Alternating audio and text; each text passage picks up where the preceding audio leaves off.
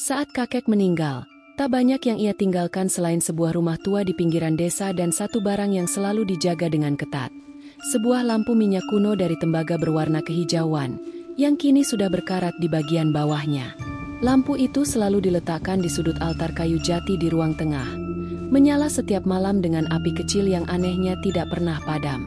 Setelah pemakaman selesai dan warisan dibagi, aku, Raka, sebagai cucu sulung, memutuskan untuk tinggal sementara di rumah kakek. Aku ingin membersihkan rumah itu, mengenang masa kecilku yang sering dihabiskan bersama beliau. Namun, rasa sepi dan dingin yang menggigit mulai terasa sejak malam pertama aku bermalam. Yang paling aneh adalah lampu tua itu. Meskipun tidak ada yang mengisi minyaknya, apinya tetap menyala. Aku mencoba mematikannya, tapi nyalanya kembali hidup sendiri saat aku membalikkan badan. Bahkan saat kuangkat untuk membuangnya, lampu itu terasa berat luar biasa, seperti menolak dipindahkan. Aku menelepon ibuku malam itu, menanyakan tentang lampu tersebut. Ia hanya menjawab dengan nada hati-hati, "Jangan macam-macam dengan lampu itu, Nak. Kakekmu bilang, itu bukan sekadar lampu." Aku menertawakannya, tapi di dalam hati, ada sesuatu yang terasa tidak beres. Malam kedua, aku mendengar suara langkah kaki di lorong meskipun aku sendirian di rumah. Langkah itu pelan, berat, dan menyeret, seperti seseorang yang sudah tua dan lelah. Aku memberanikan diri keluar kamar, tapi lorong itu kosong. Lampu tua itu menyala dengan nyala yang lebih besar dari biasanya. Pagi harinya aku menemukan bekas tapak kaki basah menuju ke ruang tengah. Anehnya, lantai tidak basah. Jejak itu hanya terlihat seperti tercetak dari dunia lain. Aku mengikuti jejak itu. Semuanya mengarah ke tempat lampu itu diletakkan. Kecurigaanku mulai berubah menjadi ketakutan saat malam ketiga. Aku mendengar seseorang berbisik dari dalam lampu. Bukan suara yang jelas, hanya gumaman, tapi cukup untuk membuat bulu kuduku berdiri. "Pulang, jangan ganggu." Aku mencoba mengabaikan semuanya dan keluar rumah pagi itu untuk membeli perlengkapan pembersih. Saat kembali, aku mendapati semua tirai rumah terbuka padahal aku ingat jelas telah menutupnya. Lampu itu masih menyala, bahkan lebih terang, dan seolah menyorot ke arah kursi tua tempat kakek biasa duduk. Aku duduk di kursi itu dengan perasaan berat. Sejenak aku merasa ada tangan yang menyentuh pundakku. Saat menoleh, tak ada siapa-siapa. Tapi bau dupa yang dulu sering kakek nyalakan menyengat di udara. Aku mulai menyelidiki lampu itu. Bagian bawahnya ternyata bisa dibuka. Di dalamnya, bukan hanya tempat minyak, tapi ada segumpal kain kuning tua yang membungkus sesuatu. Saat kubuka kain itu, aku menemukan sebuah jimat bertuliskan huruf Jawa kuno dan bercak darah kering. Hari itu aku tidak bisa tidur. Aku merasa setiap sudut rumah mengawasiku. Lampu itu kini berubah warna. Nyalanya biru kehijauan. Dan dalam cahaya itu, aku melihat sosok samar duduk di kursi yang sebelumnya kosong. Itu kakek, tapi wajahnya berbeda. Wajah tua yang kusut dan matanya kosong. Dia menatapku. Mulutnya terbuka seperti mencoba mengatakan sesuatu, tapi tak bersuara. Saat aku berteriak, sosok itu hilang. Lampu padam sesaat lalu menyala kembali dengan api merah darah. Lalu pintu rumah terkunci sendiri. Telepon genggamku mati. Aku terjebak. Dalam kepanikan, aku membaca tulisan pada jimat tadi.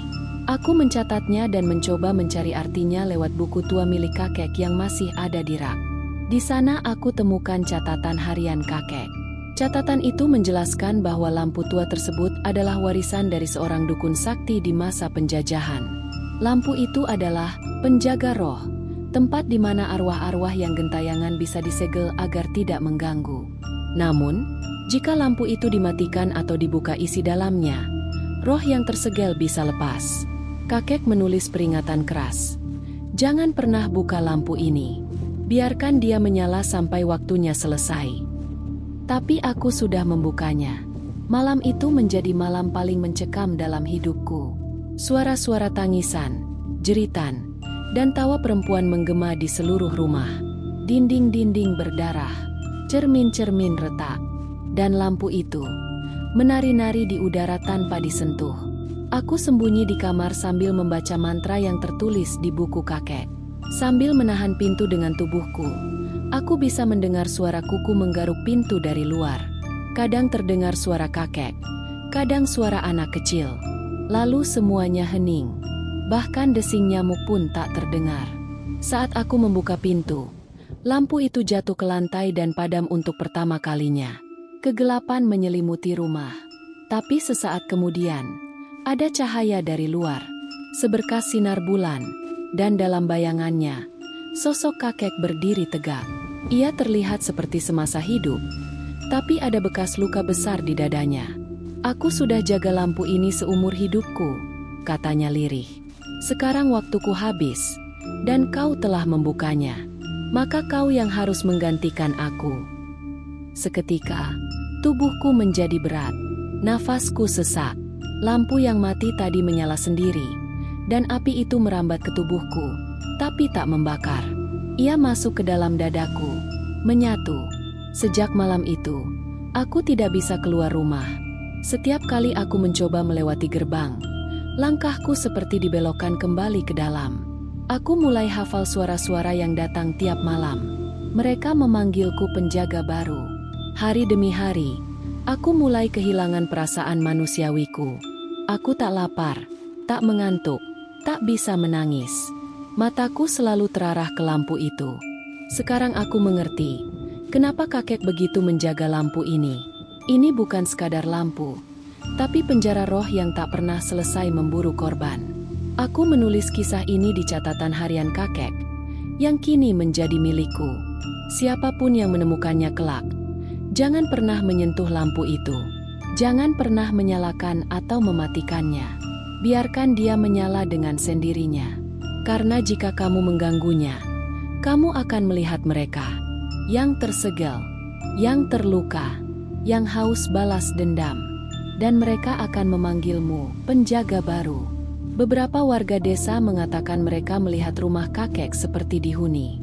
Lampu di dalamnya selalu menyala saat malam tiba, meski rumah itu sudah kosong bertahun-tahun. Tapi tak ada yang berani masuk. Ada yang bilang mereka mendengar suara laki-laki muda menangis minta tolong. Ada yang melihat bayangan tua duduk di kursi goyang sambil memegang lampu. Namun jika didekati, semuanya hilang. Dan hingga kini, lampu itu tetap menyala, tak pernah padam, menunggu seseorang yang cukup bodoh untuk menyentuhnya lagi.